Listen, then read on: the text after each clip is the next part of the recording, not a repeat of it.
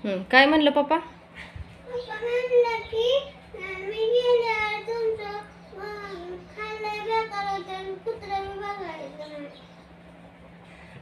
असं बोलतात का? हा, असं बोलतात काय लेकराला? काय करत होत तुला नाही माहिती. काय करत होतं? लेकराला काही होत म्हणलं टाकी टाकायची या. हो, ती पोरगी आल्यापासून रडती. आज बाई रडू नको आज सणासुदीचं. चल जेवाय दे. आण ग बाई जेवाय. कशामुळे तसं म्हणता हो तुम्ही? सारखं म्हणताय तसं. अगं मला सहनच व्हाय नाही को मी काय सांगायचं तुला. किती दिवस असतंय दुखणं नाही, मला सहनच व्हाय नाही. बघू बाळा तुझं पाय कसं झाल्यात आहे मला दाखव. सुजल्यात किती तिला पण सोजले दाखव बाळा. कपडे काढल्यात मी इथं वाळाय टाकायला. आणि गॅस संपला होता. ही गॅस आणायला गेले ती दोघं जण. आणि ह्यांचं काय झालं तिकडं काय माहिती. तिकडं काय तर म्हणत होतं.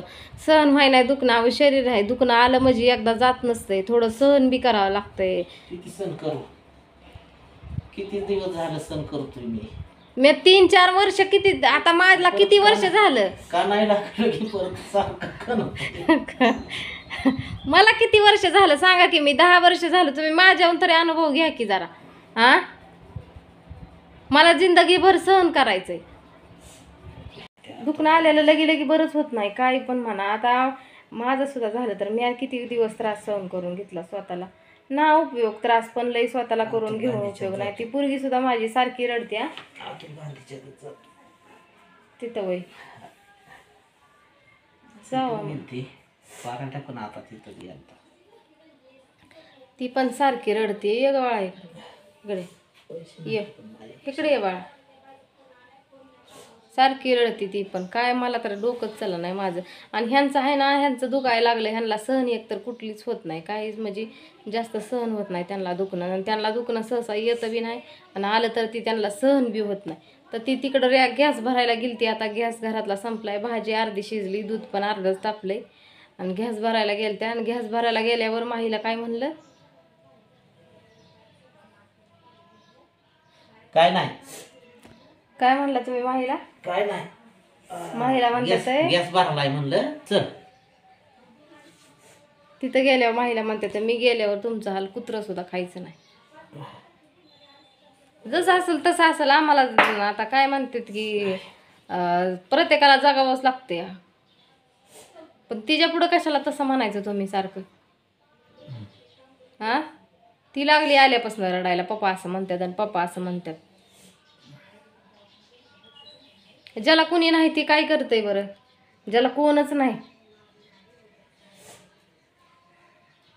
लय मोठी माणसं असून पण काही फायदा नसतो त्यांचा. आपण हे करतो पण असून पण काही फायदा नसतो लय मोठ्या माणसांचा पण. ह्याच्या जागी मीच चांगली असते. मीच जरा थोडी पैशावाली असते तर माणसं माझ्या आजूबाजूला कडवला भोवताली फिरली असती की तुझं काय करू काम, तुझं काय करू काम, अशी असती. योग आपली परिस्थिती अशी आहे म्हणून आपण आपण कुणावर लादत पण नाही. आपण कुणावर अवलंबून पण नाही राहत.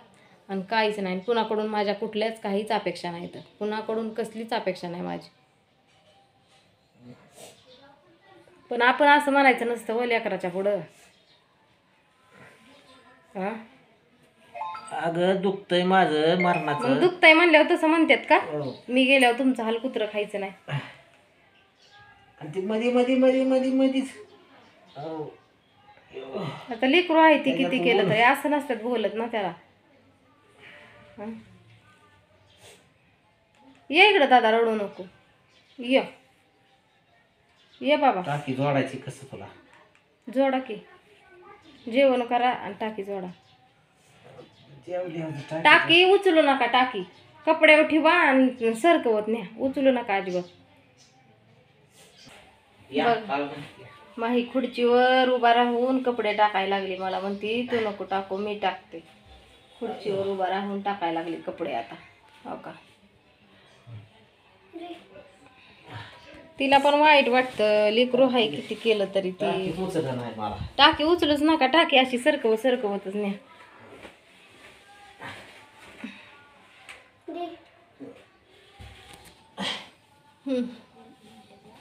हाय की